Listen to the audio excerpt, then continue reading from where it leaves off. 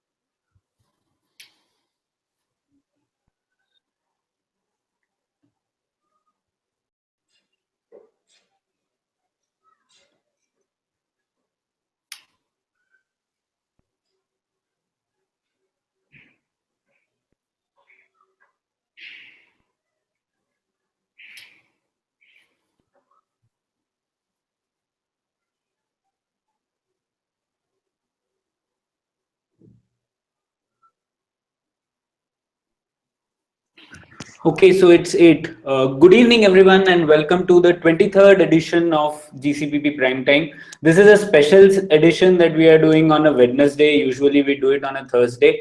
And today, we are going to be discussing the developments in the South China Sea. Before I get started to discuss it, the second option is you can tweet it to the Takshashila handle or with the hashtag GCPP Prime Time, and I'll catch it on Twitter as well. Okay, so let's get started. So just setting the context, so lots of interesting developments happening in the South China Sea, and we always keep hearing about this word called the 9-line and China's historical claim over the entire South China Sea. So there was this maritime dispute involving Philippines and China. The dispute was taken to the Permanent Court of Arbitration, which is an international tribunal formed under the UNCLOS, to which both China and Philippines are signatories, and the verdict came yesterday. So before we get started, Nitin, could you please explain what this verdict is about? There are strange sounding names like Mischief Reef and lots of technicalities like low tide, elevation, islands, etc., etc. So could you please help us understand what this maritime dispute is about? Okay, it's a long one, but I'm trying to see how we could say this in a couple of minutes. See, essentially, the dispute is about territorial claims in the South China Sea.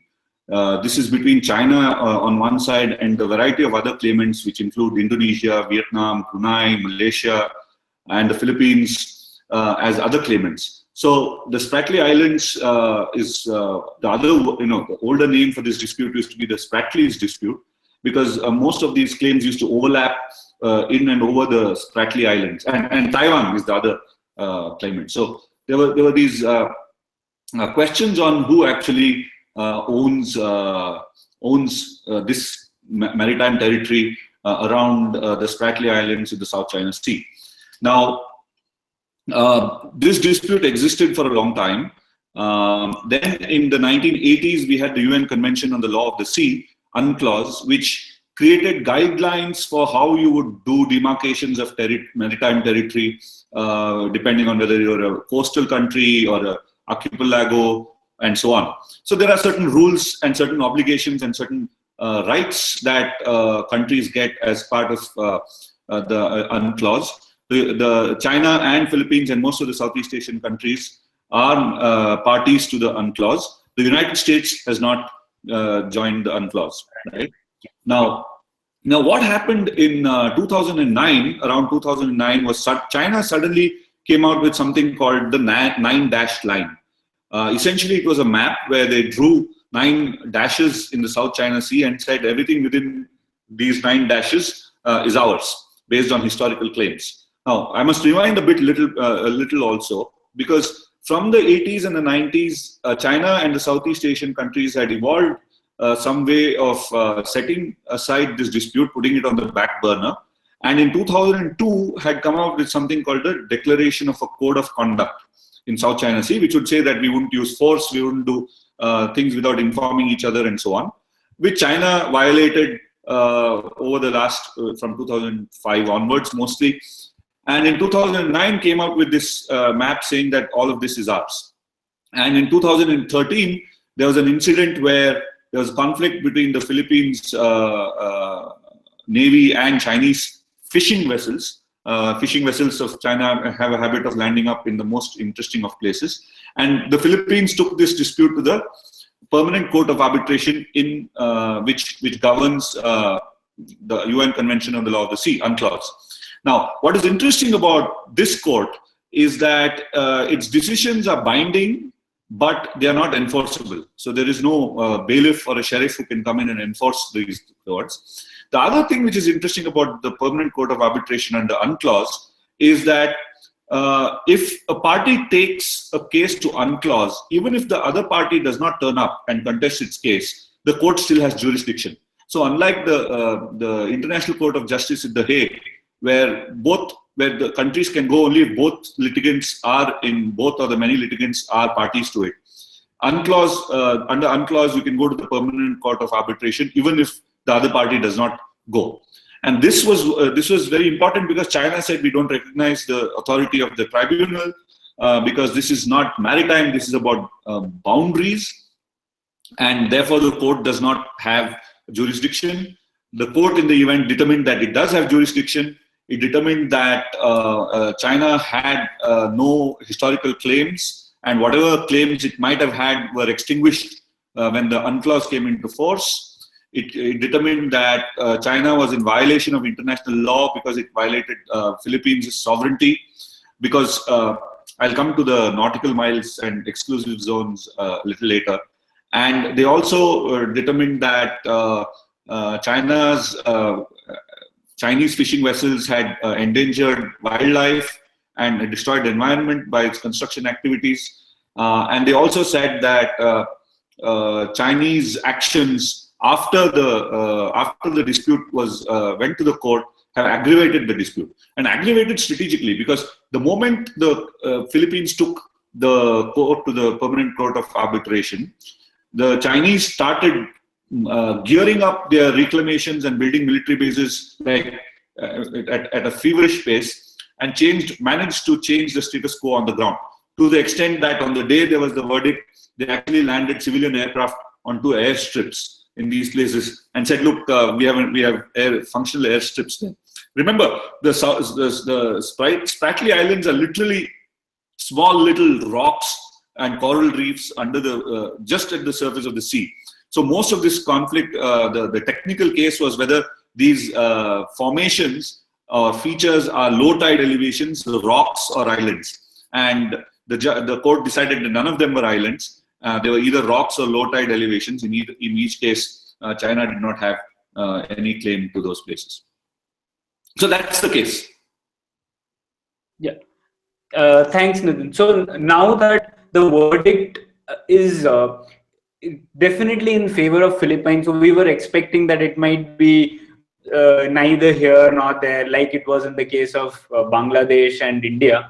But this time it was very clearly in favor of Philippines, and that makes this verdict really different from the previous ones. But now this is the interesting part, right? None of the UNSC members has ever complied with the verdict of the PCA whenever it hurts their interests. And now one of the Chinese ministers even went on record saying that the tribunal might be rigged by Philippines or so. So how do you see China reacting to this verdict going ahead? Or even what will the Philippines do? Well, see, I think this is as to realists in international relations, we just see international law as something which small and medium powers desire, right? You need a law-abiding, rules-based architecture when you're not powerful enough. If you're one of the big powers, you don't really need the law because you can get away with whatever you want through the use of force and by merely flexing your muscles. So this is the asymmetry in the whole episode, because all of the other claimants in the South China Sea are small and medium powers who either individually or together far away from the geopolitical power that China has. So it is not a surprise that they want the international law to prevail, while the China clearly knows that international law is not in its favor, so it is trying to use power to pursue its case. So this is really a contest between power and law. And in the international affairs, as we all know, power is the currency, and law is just a subsidiary to the one in power, and to the ones who are weaker, it is something which is aspirational. We all hope that when we are weak, we all hope that the law prevails. So going into the details of the verdict itself, Nitin, you were mentioning about how the exclusive economic zones related to islands are different versus the conditions that are given for a low tide elevation differ. So what can you say about that part? Okay, so this is the interesting part, right? Because what under UN Convention on the Law of the Sea, UNCLOS, if you are an island, right? If you are an island, you are entitled to a 200 nautical mile exclusive economic zone around the island. So even if China or the Philippines have one island in the middle of the South China Sea, they get an exclusive economic zone of 200 nautical miles around it. And because this is both strategically important, because it is a passageway connecting the Indian Ocean to the Western Pacific, as well as economically important because it is supposed to have gas reserves. Now, if you have a 200 nautical mile radius, a circle of a 200 nautical mile radius, you do have valuable assets in the sea. The court determined that there are no such islands in the Spratlys. So the word Spratly Islands, I think, is a misnomer. The second is if you are a rock. Now, the difference between a rock and an island is that the island should be both above sea level and be able to sustain a human settlement. Now, a rock is above sea level, but not necessarily not able to support human settlement. Now, if you are a rock, you are still entitled to sovereign waters, right? What they call territorial waters around it. So if you are an island, you get a lot more real estate. If you are a rock, you get very little real estate. That is 12 nautical miles, but you do have some. And if you are a low tide elevation, if you only have a low tide elevation, you are entitled to a 500-meter security zone around it, security perimeter around it.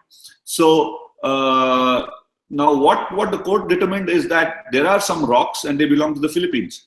And they could make this determination without necessarily coming into, without determining the territorial dispute between China and the Philippines. They said that, look, this is a rock.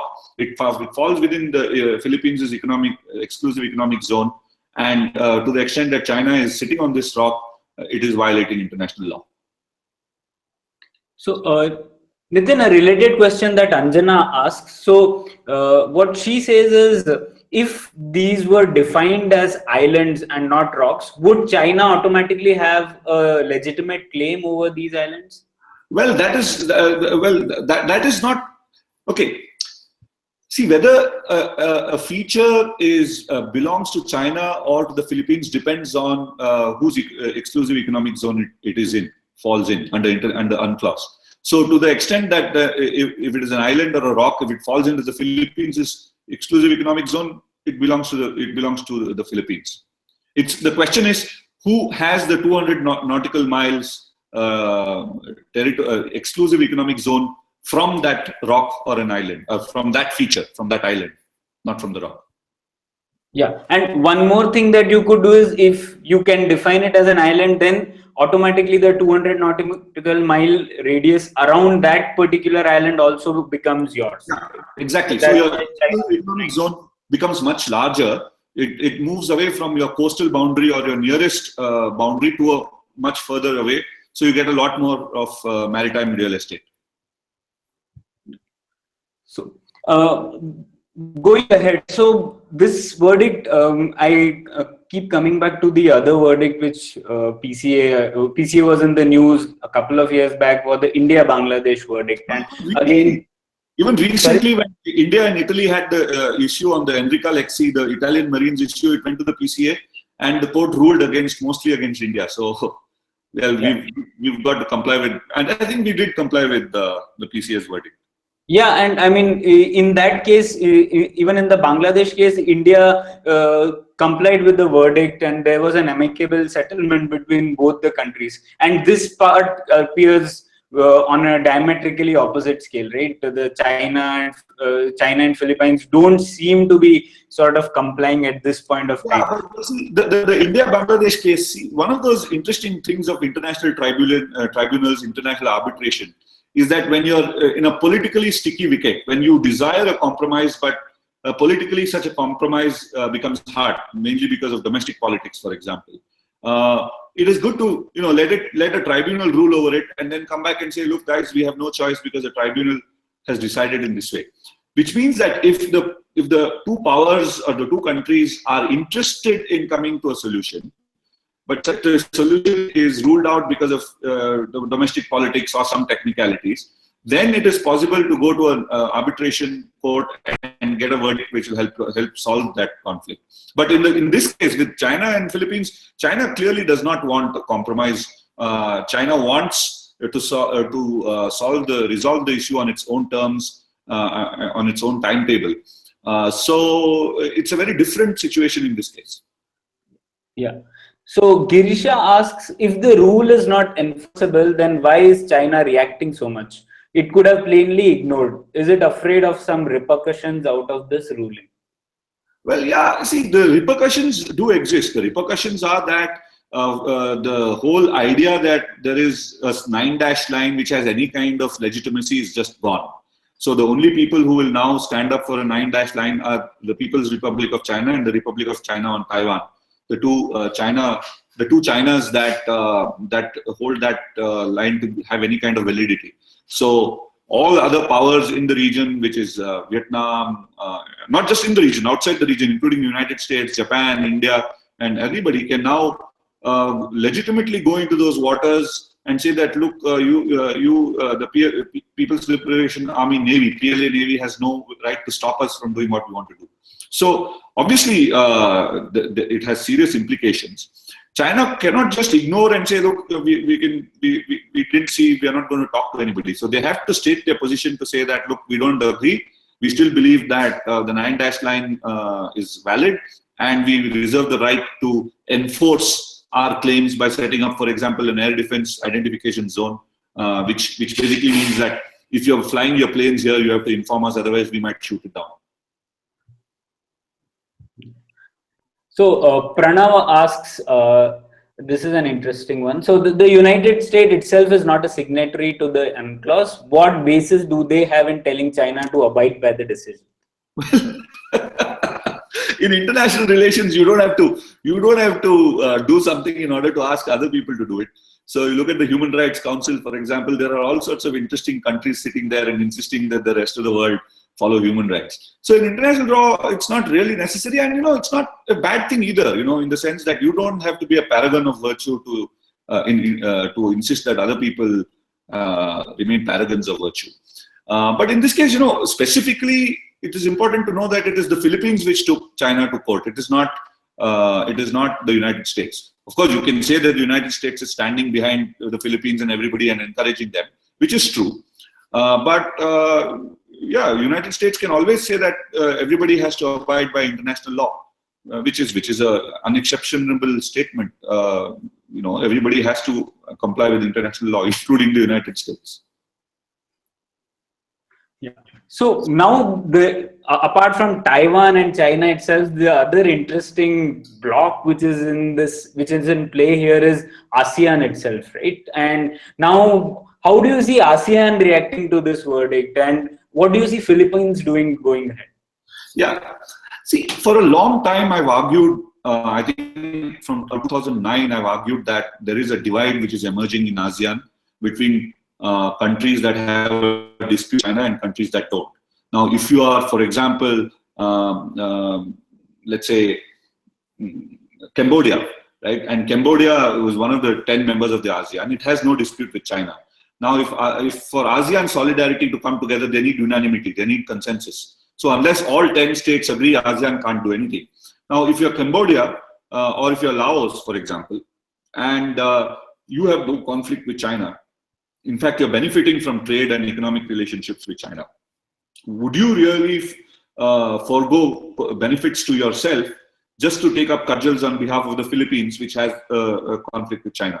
So this holds for almost all ASEAN states. I just took Cambodia and Laos as examples. But there is a divide in ASEAN which has become extremely wide now. China has exploited this divide, which is fair enough. And so ASEAN's coherence as a geopolitical grouping is now called into question, because the Philippines can legitimately say, look, we are part of ASEAN, ASEAN must take a joint stance. But you have members of ASEAN who will say, no, you're on your own, literally.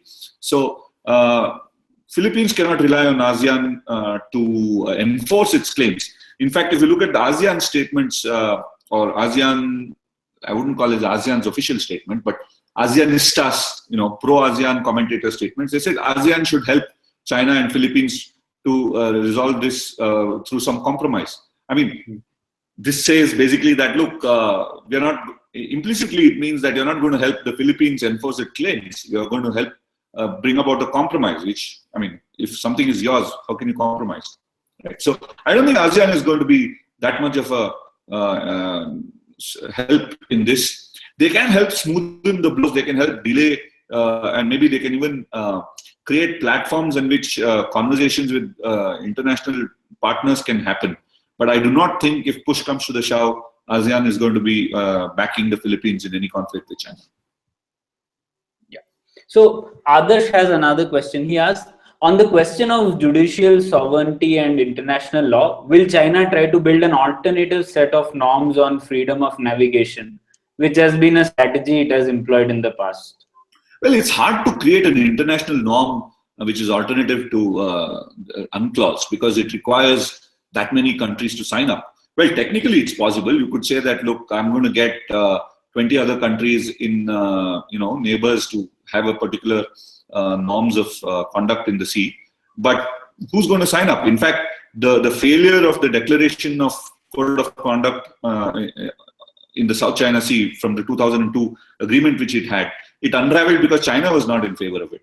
So it's unlikely that China is going to be able to succeed in creating a new norm. What is really the case now is everybody's attempts to hold China to the norms it has already signed up to, whether it's the 2002 Code of Conduct or whether it's UNCLOS. You have China signing up to a certain agreement at one point and then repudiating it brazenly later, and you have no course to it. So that's probably, and I think in that sense, China's stock has taken a beating, because one of the implications of this is that the agreements and the agreements which you sign with China might not be honored. It's the same with, for example, the Nuclear Non-Proliferation Treaty, where despite signing up to the NPT, China was selling nuclear reactors to Pakistan, claiming that these agreements, these reactor sales are under an agreement signed before it joined the NPT. So China as a partner, as a counterparty to an international treaty is now highly risky. Yeah. And so Anjana asks, how does the presence of the US Navy in the South China Sea and this ruling impact the dynamics going forward? Could it possibly become the de facto enforcer?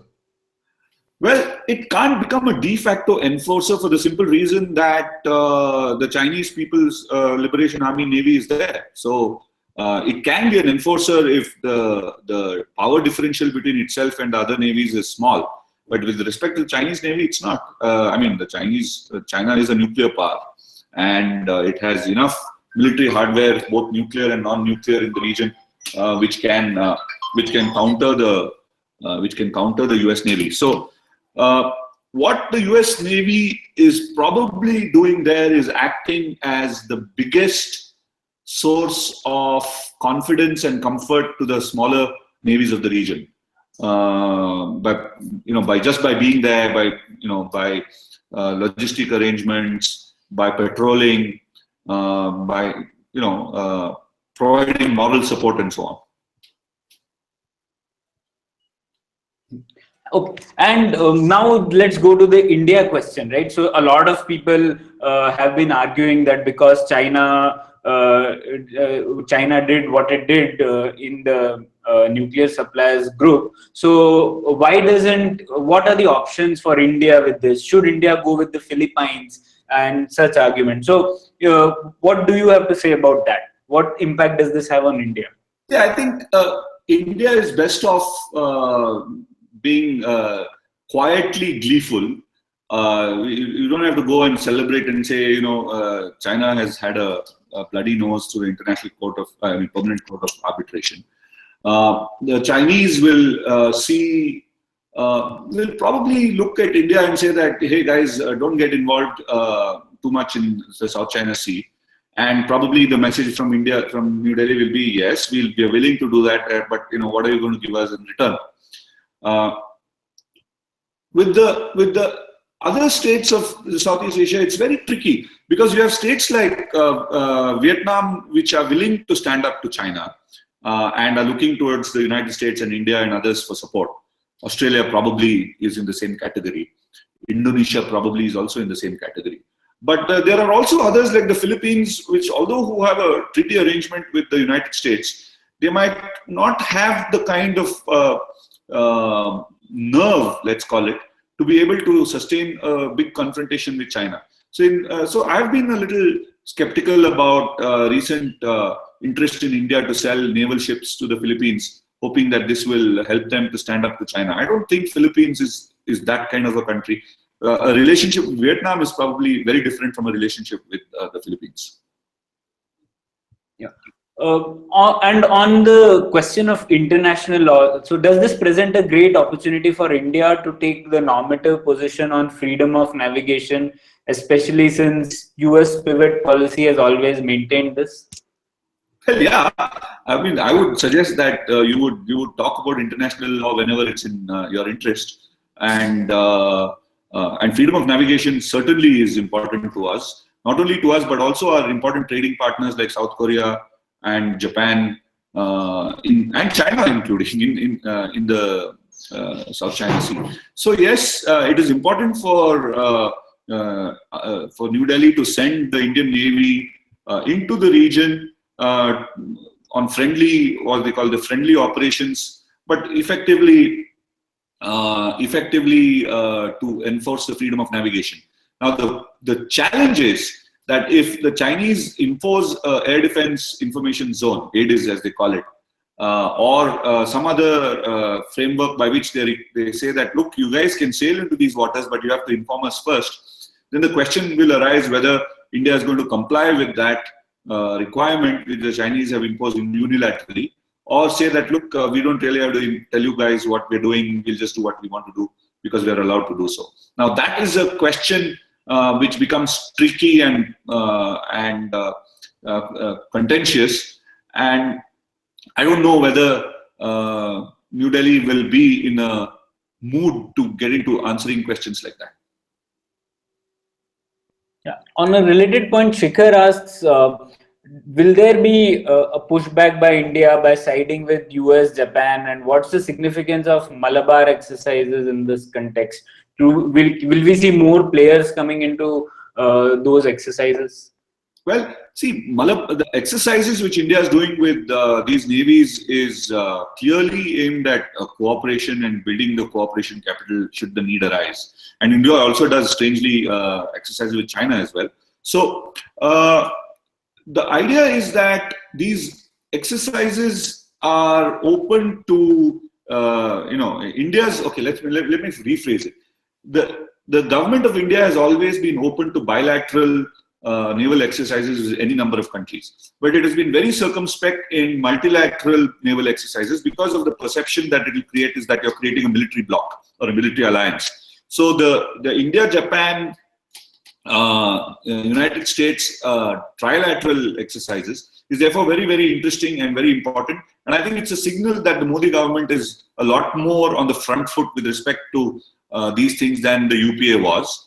But whether it will, for example, allow Australia to join these exercises and make it a quadrilateral one remains a big question. Because if it does, then I think the signal is very, very clear that this is a revival of a naval configuration that can balance off China. Now, of course, we are all trying to do this in a very diplomatic, very geopolitical, very effervescent sort of a way.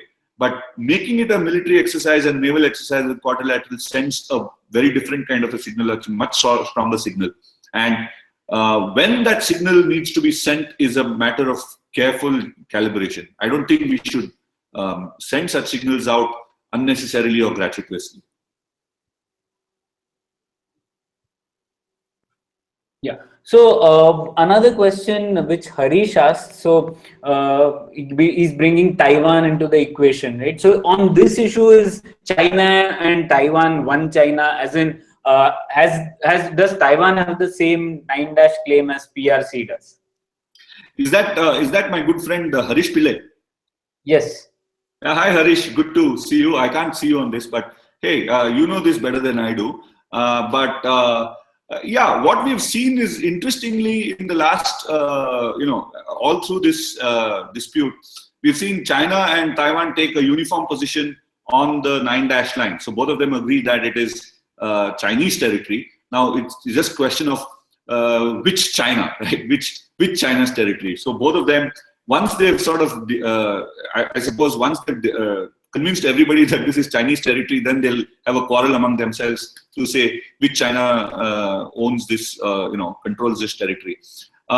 We've also seen recently China sending a patrol boat, the Republic of China on Taiwan, ROC, Taiwan sending a patrol boat to the region as of yesterday. So yes, interestingly, China and Taiwan are on the same side of this, but it doesn't mean that they are.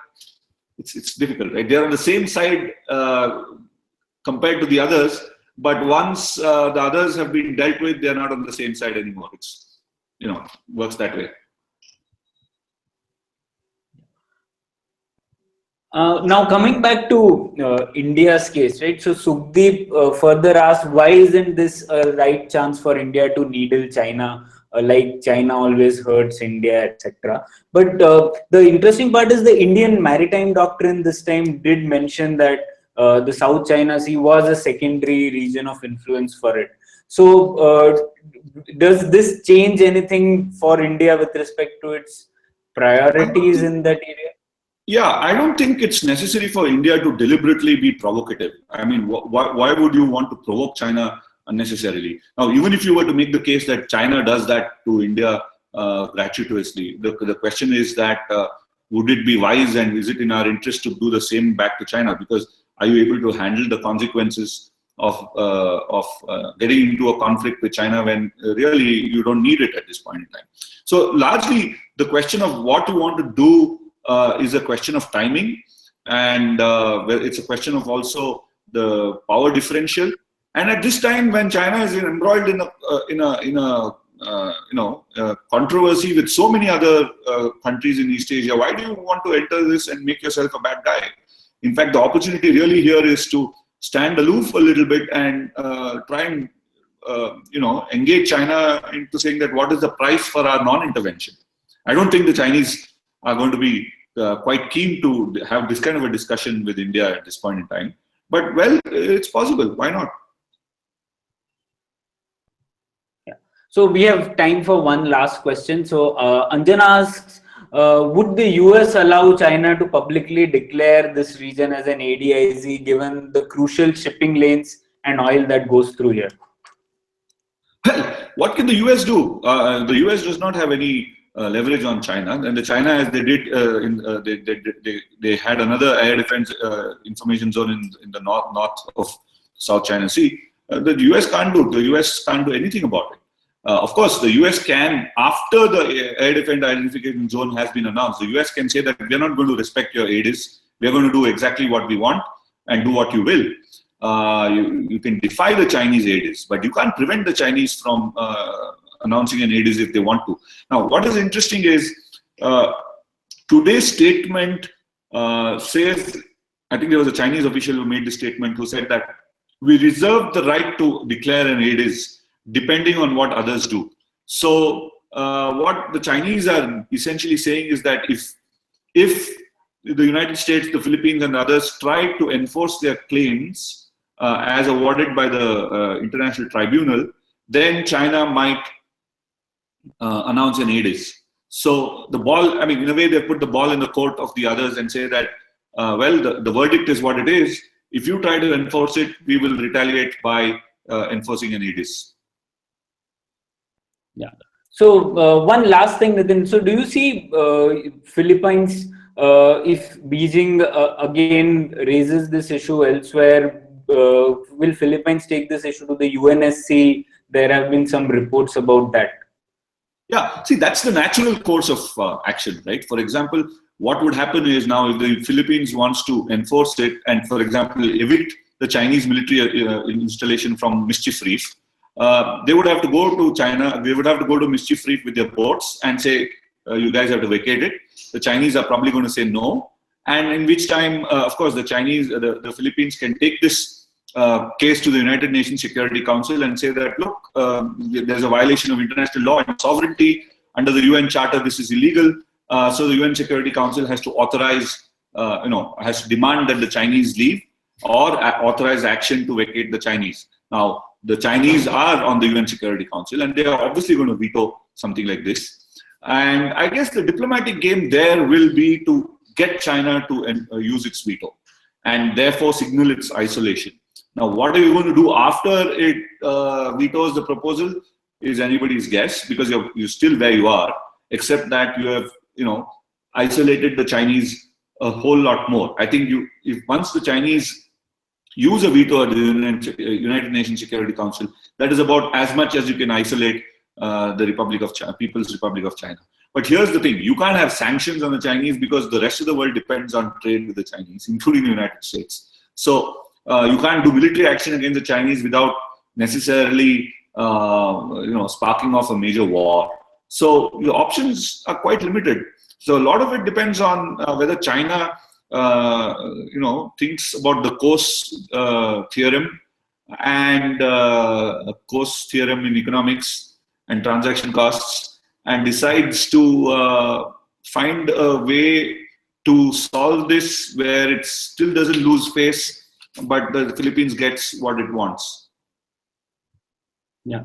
So interesting days ahead, and this verdict turned out to be every bit as interesting as it promised. So thanks, Nitin, and thanks to everyone else for joining in. We'll have another discussion next week on another topic related to policy. So thank you all and good night. Thanks, guys. Good night.